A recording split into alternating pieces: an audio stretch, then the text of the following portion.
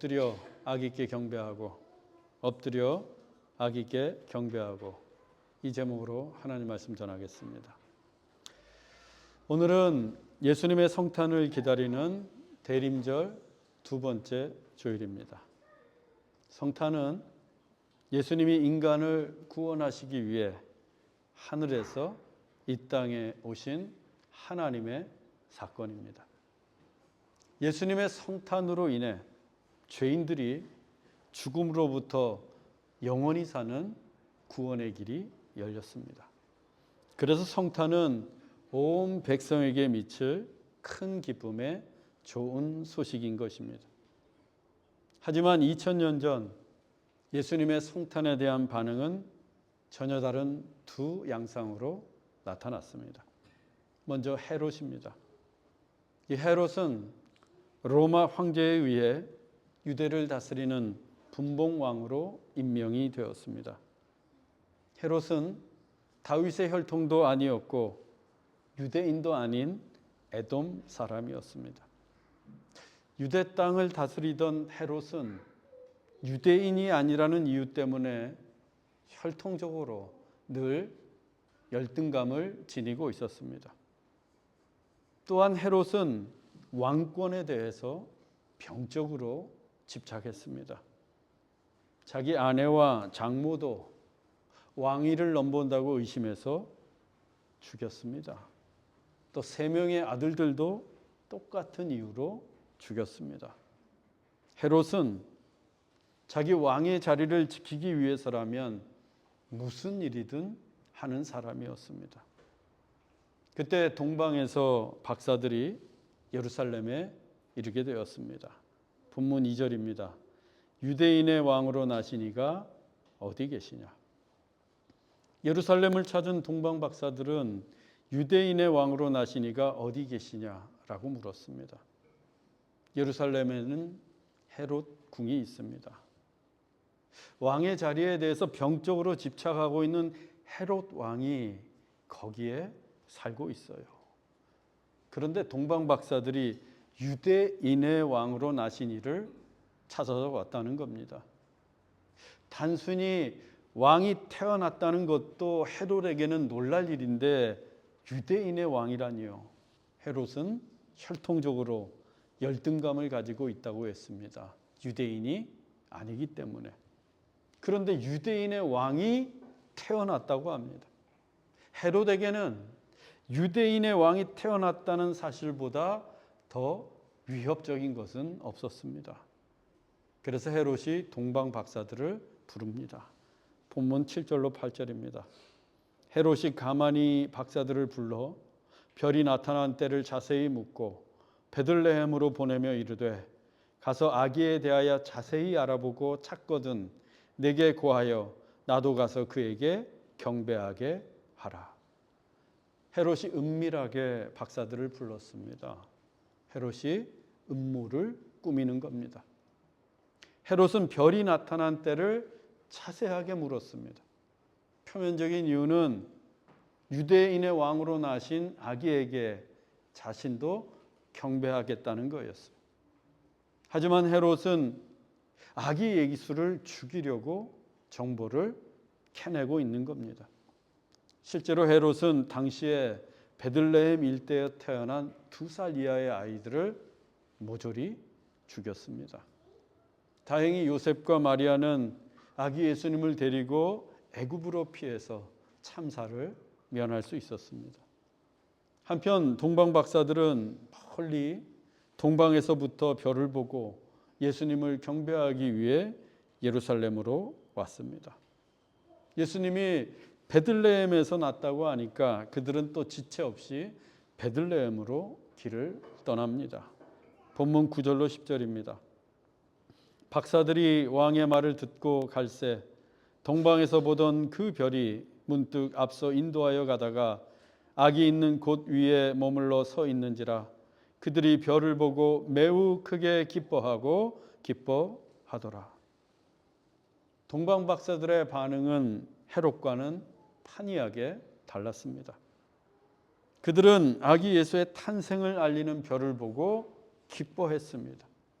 대충 기뻐한 게 아니라 overjoyed, 매우 크게 기뻐했습니다.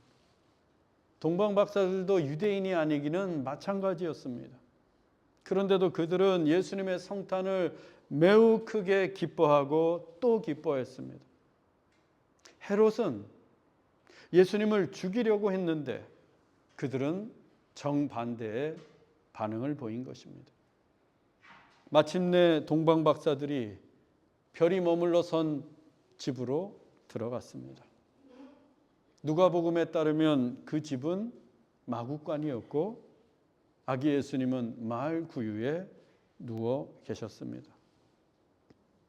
예수님은 유대인의 왕으로 오셨건만 화려한 예루살렘 궁궐이 아니라 유대 땅에서 가장 작은 고을인 베들레헴으로 오셨습니다. 그것도 허름한 마구간으로 오셨고 부드러운 요람이 아니라 냄새나는 마을 구유에 누우셨습니다. 그 아기 예수님께 동방 박사들이 경배합니다. 본문 11절입니다.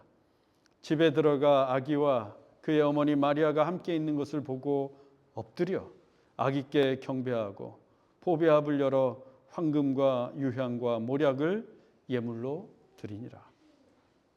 동방 박사들은 초라하다 못해 처량하기까지 한 아기 예수님을 경배했습니다. 동방 박사들이 큰 기대를 하고 먼 길을 찾아와 보니 아기가 허름한 마을 구유에 누워 있습니다.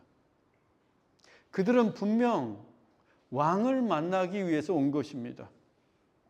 하지만 구유에 누워 계신 예수님은 참으로 볼품이 없고 초라했습니다. 아무리 눈을 씻고 찾아봐도 왕의 풍모가 아니었습니다. 그런데도 동방 박사들은 예수님께 엎드려 경배합니다. 동방에서 온 최고의 지성들이 그 볼품없고 초라한 아기께 엎드려 경배합니다. 이것이 성탄의 자세입니다. 성탄에서 가장 중요한 것은 선물을 주고받는 게 아닙니다. 우리끼리 먹고 마시고 노는 게 아닙니다. 성탄에서 가장 중요한 것은 우리를 구원하러 오신 주님께 엎드려 경배하는 것입니다. 동방 박사들이 그 먼 길을 달려온 이유도 바로 이 때문이었습니다. 아기 예수님께 엎드려 경배하기 위해서 온 것입니다. 이어서 동방 박사들은 보배합을 열어 황금과 유향과 모략을 예수님께 예물로 드렸습니다. 당시에 황금과 유향과 모략은 가장 귀한 예물이었습니다. 그들이 어떻게 이럴 수 있습니까? 어떻게 그 초라하고 볼품없는 아기 예수님께 엎드려 경배하며 그 귀한 예물을 드릴 수 있습니까? 예수님을 믿었기 때문입니다. 예수님을 왕으로 믿었기 때문입니다. 그들이 예물로 드렸던 황금, 유향, 모략은 당시에 왕에게 드리는 예물이었습니다. 동방 박사들은 마을 구유에 누워있는 아기 예수님을 진정한 왕으로 믿었던 것입니다. 예수님의 12 제자들은 주님이 십자가에 달리시자 주님을 버리고 도망쳤습니다. 자기들이 믿던 예수님이 그렇게 무기력하게 십자가에 못 박힐 수 없다고 생각했기 때문입니다. 그들이 믿었던 예수님은 거친 풍랑을 잔잔케 하고 오병이어의 기적을 행하고 귀신들을 내쫓고 병자들을 고치고 죽은 자를 살리는 분이었습니다. 그런데 사실 이런 예수님은 누구라도 믿기가 쉽습니다. 왜? 강하고 능력이 있으니까. 하지만 우리가 만나게 되는 예수님이 늘 강하거나 전능하신 분은 아닙니다. 때론 침묵하시고 잠잠하시며 때론 채찍에 맞으시고 모욕을 당하기도 하십니다. 그러다 결국 십자가에 못 박혀 죽으십니다. 이런 예수님을 믿기가 쉽겠습니까? 십자가에 달려서 무기력하게 죽는 주님을 구원자라고 믿는 게 쉬운 일이겠어요? 화려한 궁궐이 아니라 마을 구유에 누워있는 아기 예수를 왕이라고 믿는 게 과연 쉬운 일이겠습니까? 그런데 동방 박사들은 믿었습니다. 그 초라하고 볼품없고 무기력하게 마을 구유에 누워 계신 예수님을 왕이라고 믿고 그분 앞에 엎드려 경배했습니다. 보배압을 열어 가장 귀한 예물을 드렸습니다. 이것이 참된 믿음입니다. 예수님을 믿는 우리에게도 어려움이 찾아옵니다. 또 예수님이 작게만 느껴질 때가 있습니다. 우리가 믿는 예수님이 구유에 누인 아기처럼 아무것도 할 수 없는 분으로 느껴질 때도 있습니다. 하지만 그래도 그분은 하나님이십니다. 언제나 하나님이십니다. 온 인류를 구원하시는 하나님이십니다. 다만 하나님의 때와 방법이 다르기 때문에 우리가 알 수 없는 것뿐입니다. 그래서 믿음이 필요한 것입니다. 믿음은 단지 큰 것만을 믿는 게 아닙니다. 그저 화려한 것만을 믿는 게 아닙니다. 믿음이란 주님이 작고 초라해 보일지라도 그분 속에 감추어진 신성, 하나님 되심을 믿는 것입니다. 그 믿음이 우리를 살리고 그 믿음이 우리를 구원합니다. That faith makes us alive and safe.